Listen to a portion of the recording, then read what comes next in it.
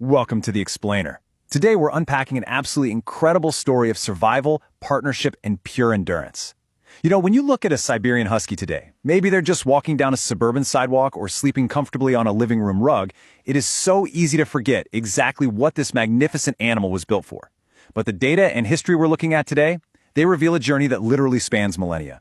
We're going to trace the epic journey of the Siberian Husky, taking us all the way from the unforgiving frozen tundra of northeastern Siberia right into modern American homes. Okay, let's dive right into this, because this isn't just some simple story about a cute dog. How did one breed of dog defeat the Russian Empire and save an Alaskan town? It sounds exactly like the plot of a Hollywood blockbuster, right? But it's entirely rooted in historical fact. What we've got here is a high-stakes historical narrative about a breed whose very existence actually changed the course of human history in some of the most brutal environments on Earth. To truly understand the Husky, we've got to zoom out and look at the immense scale of their timeline. Our journey starts a staggering 10,000 years ago with their native Laika ancestors. Then jump to about 3,000 years ago, and we see the Chukchi people begin this intensive selective breeding process. Fast forward to the 1800s, and these dogs become absolutely crucial for evading Russian imperial forces. Then we take a massive geographic leap.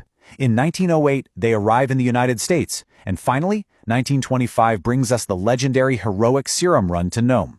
We are talking about the protagonists of a grand, sweeping survival epic. Part 1, Origins of the Husky, Forged in the Tundra.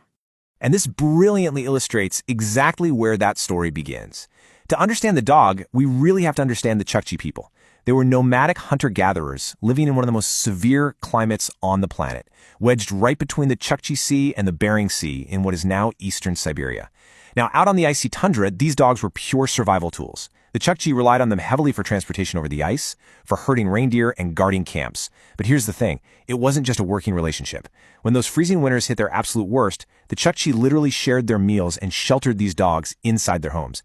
It was this incredibly intimate bond of mutual survival. The humans needed the dogs, and the dogs absolutely needed the humans. Part 2, Breeding the Ultimate Sled Dog, Engineering Survival. So, facing this extreme geography, the Chukchi didn't just casually domesticate some wild dogs. They implemented a brilliant, meticulous system of selective breeding that spanned over 3,000 years. Based on archaeological finds, the base of the Husky lineage actually dates back over 10,000 years to native dogs known as Laika.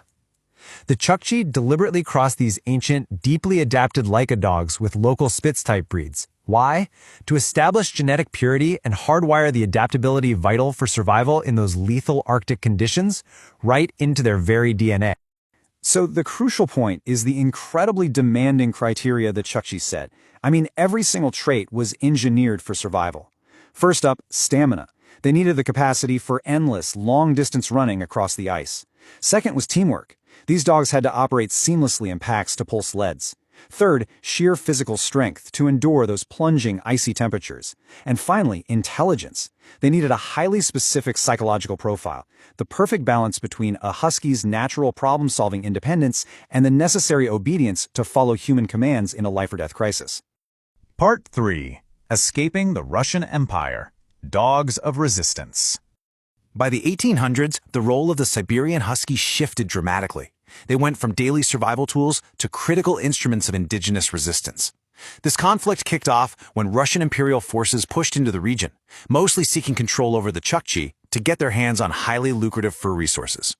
Now, this was a massive, asymmetric conflict, but the Chukchi had an extraordinary tactical advantage: their sled dogs. These Huskies allowed the indigenous people to rapidly evade capture, disappearing swiftly across the vast frozen tundra where the much heavier imperial forces just struggled to follow. The dogs pulled sleds for rapid movement, they helped with critical hunting to keep everyone fed while on the run, and they provided vital protection. And this ultimately led to a staggering historical outcome. These dogs were instrumental in contributing to a notable indigenous victory, actually securing Chukchi autonomy through a treaty with the Russian Empire. Think about the weight of that for a second. Through their speed, their endurance, and that pack teamwork we talked about, these dogs literally helped secure the autonomy of their people, forcing the massive Russian Empire to the negotiating table. It cements their vital historical importance in a way very, very few other animal breeds can claim. Let's move to Section 4 and see how this builds. The Heroic Serum Run, American Heroes. We are shifting across the globe now to the early 20th century. The breed's incredible American journey actually began in 1908 with the import of just 9 individual dogs into the United States. From those 9 dogs, worldwide recognition sparked almost immediately. They quickly became celebrated athletes dominating sled dog races, most notably the grueling All-Alaska Sweepstakes. But their real test in America was still to come. 700. I want to pause on that number for a second. That represents the almost 700 miles of brutal, unforgiving Alaskan wilderness that had to be traversed during the legendary 1925 serum run to Nome. Here's what happened. Nome, Alaska was struck by a deadly diphtheria outbreak right in the dead of winter. The town was completely icebound, unreachable by ship, unreachable by plane. The only hope? The sled dogs. Teams of Siberian Huskies were relayed across that 700-mile stretch, transporting the life-saving diphtheria antitoxin through blinding blizzards and lethal temperatures. This event vividly demonstrated the exact traits the Chukchi had meticulously bred into them thousands of years earlier: incredible endurance, problem-solving intelligence, and unwavering devotion. The serum run carved a massive, lasting legacy in American culture and forever defined sled dog sports. Finally, Part 5, Preserving an Ancient Legacy, Honoring the Breed Today. So we've seen the 10,000-year history, the battles for autonomy, and the heroic dashes across the ice. Now what's really interesting about this slide is how bridging that history to the modern Husky works, because the ancient Chukchi breeding standards translate directly to rigorous modern care requirements today. High levels of exercise? Well, remember that stamina for long-distance running? That didn't just go away. A strong need for socialization? That's the teamwork and pack mentality deeply ingrained in their DNA. Their preference for colder climates, like Alaska or Minnesota, honors their physical adaptations to the tundra. And finally, the reliance on ethical breeders who prioritize health, temperament, and environmental adaptability over purely cosmetic traits. Loving this breed means truly understanding exactly what they were built for. So, I'll leave you with this. If you bring an ancient Arctic survivor into your home today, are you prepared to honor its 10,000-year legacy?